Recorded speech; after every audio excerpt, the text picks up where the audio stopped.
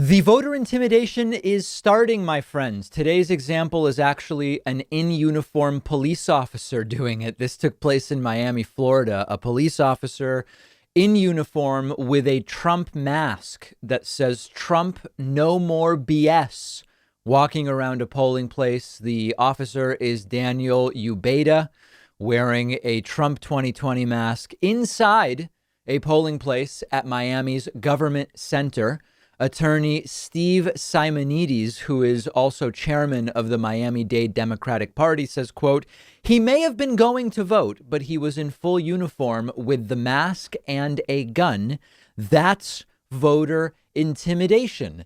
And indeed, it is illegal in the state of Florida. Florida's 2020 statutes 104.32, referring to political activities of state, county, and municipal officers and employees, says that no officer of the state or any county or municipality can use their authority to influence an election or to influence a vote, period. And importantly, that, quote, no employees of the state can participate in any political campaign while on duty. If you violate it, it's actually a misdemeanor in the first degree. Miami police immediately alerted to it by people who saw this. They tweeted about it saying, quote, we are aware of the photograph being circulated of a Miami police officer wearing a political mask in uniform. This behavior is unacceptable, a violation of department policy, and is being addressed immediately. Now, of course, there's a bigger issue. This is an officer who broke the law. He shouldn't be working in law enforcement, period. But we have no national database of bad actor police officers. We have no such requirement. We likely won't anytime soon. As I mentioned months ago when the George Floyd protest started, in the context of the police reforms, I would like to see a national bad actors database, something that would be brutally fought to the death by police unions. And more than likely, we will get a sort of meaningless slap on the wrist coming for this officer.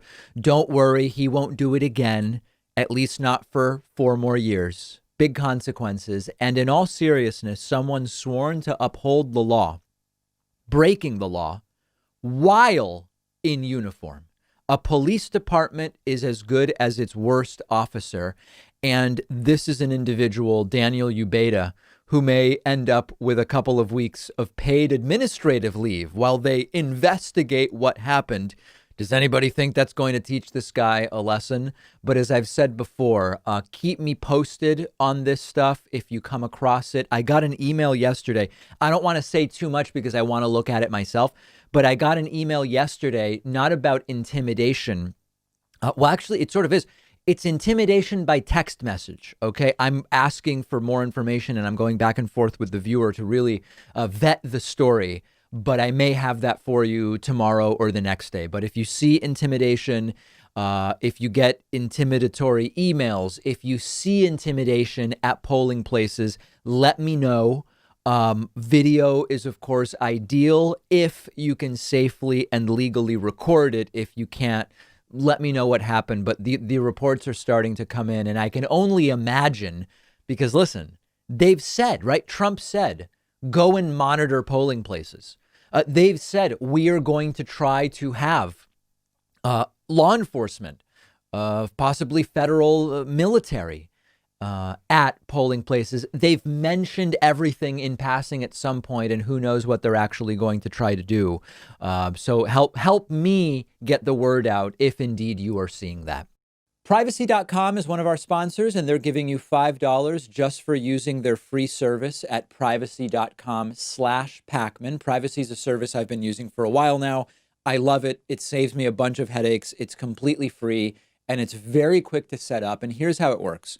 When you pay for something online or over the phone, instead of exposing your real credit card number, Privacy lets you generate virtual card numbers. The payments are withdrawn from your checking account, but your real card number stays completely private, and you do it all with one click. You can autofill the card number in your web browser, on the phone.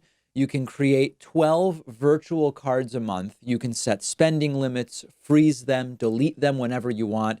I especially love it for free trials where you need to give a credit card number, because I can destroy the virtual card number as soon as I give it to the company, and I know I won't be charged in the future. If you're ordering food over the phone, why do I need to give a restaurant my real card number if I don't have to? Companies don't have to know who you are. Your real credit card number is protected from the data breaches that happen, unfortunately, more often than we would like. And it's completely free. They do have a paid version with different tiers where you can create more virtual credit card numbers per month, cashback rewards, extra security features. But go ahead and sign up for the free service. It's a no-brainer. Companies can't charge you unexpectedly. You're protected from identity theft. It costs you nothing. And Privacy is giving you $5 to spend just for signing up when you go to privacy.com/Pakman.